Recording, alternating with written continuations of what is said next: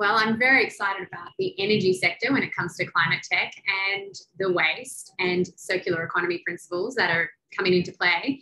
But I'm not going to bang on about the solutions that Charles and Nicholas are creating. I'll throw it over to you, co-founders of Arcum Energy, and tell me a bit more about your company.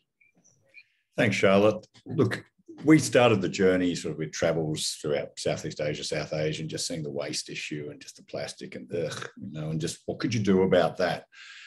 But knowing that it would need to be sustainable and financially viable. So I guess it was, okay, we've got this waste, but there's value in it. So how do we find that value? And so there became a journey looking for a tech that could actually take a waste and then return value. So resources for a community, whether that be energy or other products that we can produce from that waste. And so long search ended up in Canada with some pretty cool tech that they're developing over there. And now we're looking to bring over to our part of the world, and basically thermal treatment where we can get that waste product. That might be an organic waste like a sewage. It might be your municipal waste. It could be really plastic-rich waste. And then taking that waste through a thermal process where we produce heat, we produce potentially gas or oil. So we're very excited about one part of our process is actually taking plastic back to oil to produce a virgin plastic. So getting that circle to go right around with the dirty stuff. So there's stuff that, think dirty nappy, think butcher's wrap, think agricultural films, things that, you just can't do anything with, and they're either going to get put in a hole, burnt, something bad's going to happen, and something very wasteful is going to happen. So it's about that redeeming that waste and finding the value in it and then returning that into community. Off the back of our equipment, we then get certainly those energy outcomes, but equally we get an ash that is either useful for agriculture or can get used in road base and infrastructure and other things, acts like a cement. We get a lot of clean water that can be used for trade purposes or even cleaned up further. And we also have some plans in place to do CO2 capture concentration off our flues. Our flues run very clean. We can actually get that CO2 in a usable form that could go back into industry, or what we'd love to see is greenhouses, where we could actually send CO2 to greenhouses. They could use our ash, they could use our water. So you've got this whole little ecosystem thing happening. Alongside of that, we get a lot of greenhouse gas abatement, because we're intercepting methane from the organics, we're sequestering carbon, and we're not using fossil fuel. Our equipment is designed to be off-grid, so it self-sustains, fuels itself from the renewable component. And so you get this really exciting little modular ecosystem that can be where the waste is. So big difference from some of the other systems we see where you build this big thing and you truck everything there.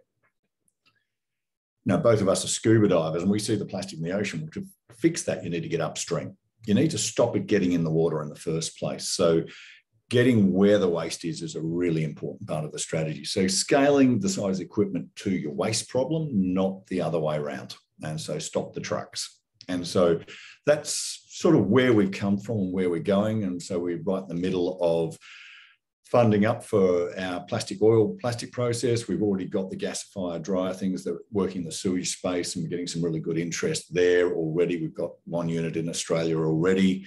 So yeah, that's where we are on our journey. You mentioned that you're scuba divers, and it's so important that when you see those problems and you dive in, with plastic, more plastic than there are manta rays, you've come up with quite a good solution, and that touches on quite a few different elements of the economy in terms of waste resources, removing plastic, which we know is produced from fossil fuels, and absolutely there's recycling. You just have one bit of food that contaminates that recycling, that whole batch can't be used. So it sounds like an incredible solution. I know the plan is being developed in Canada, but where do you see this? You mentioned Southeast Asia. Would this be something that you could replicate in Pacific Island nations and in Southeast Asia? I'll hand this one over to Nick. He's sort of been doing a lot of the work in Asia Pacific, sort of scoping that out and coming up with different concepts, talking to some really interesting people in the space. Yeah, so we have been speaking with lots of different people throughout Southeast Asia and in the Pacific Islands and other places. So looking at how because they're continuous plug and play units that are automated, means we can adapt to different waste feedstocks.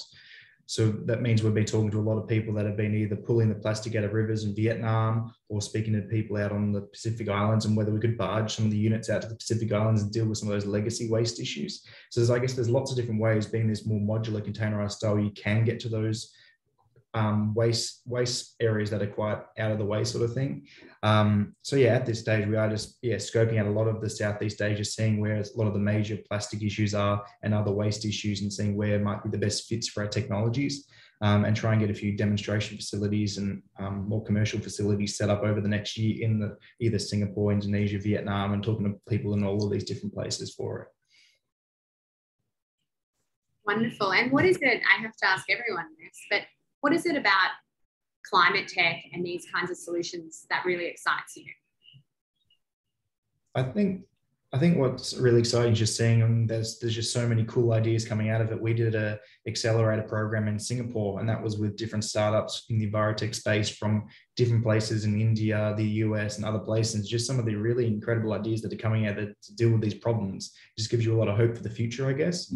There's quite a few female founders coming out of India, and some of the tech they're coming up with is just going to be game changers. And we really got to start focusing on what are some of the solutions coming out of those places we can bring here, and also vice versa. And, those cross-cultural sort of and cross-country sort of partnerships we can come out of this.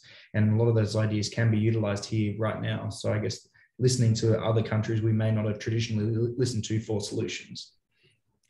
Now, jump on that word hope. I mean, that is something you just look at and go, wow, there's some amazing tech coming. Humans are an innovative bunch, and they're just jumping in, and I think we're going to see the game change so much in the next 5 to 10 years. I mean, the Climate Salad crew, just how many cool bits of tech are there just in this group? And then you go into these other countries and there's answers out there. It's just now we need the funding to get the first commercial modules out there. Once they're seen and people go, that's what it's about, it's going to take off. And I think also it's listening to some of these other countries that may be low income countries where they've found solutions that work for their context. I guess some of the solutions here work quite well in high income countries. But if you take some of the, I guess, like say a refill model, sometimes you can't have the big tubs to refill purely because they don't have the expendable income for that. So there's like a company in Indonesia called Cyclus who have developed more smaller scale so they can fill smaller scale things because that works better in their context. Just trying to understand how different solutions can work quite well in different spaces, and that's exciting as well. Yeah, and the climate crisis doesn't just touch one country, so we need solutions. We're planet Earth, so we're Team Planet Earth. So lovely to hear more about your tech, your solutions, and how you're going to accelerate some really positive change to give us all hope for the future. So thank you so much for your time. And how do we find out more about RQ Energy apart from checking out the Climate Salad directory? You can jump on our website, so iqenergy.com.au. Certainly Nick and I are both on LinkedIn, so hook up with us, that'd be great. And happy to engage the conversation wherever it may be. Wonderful, thanks so much.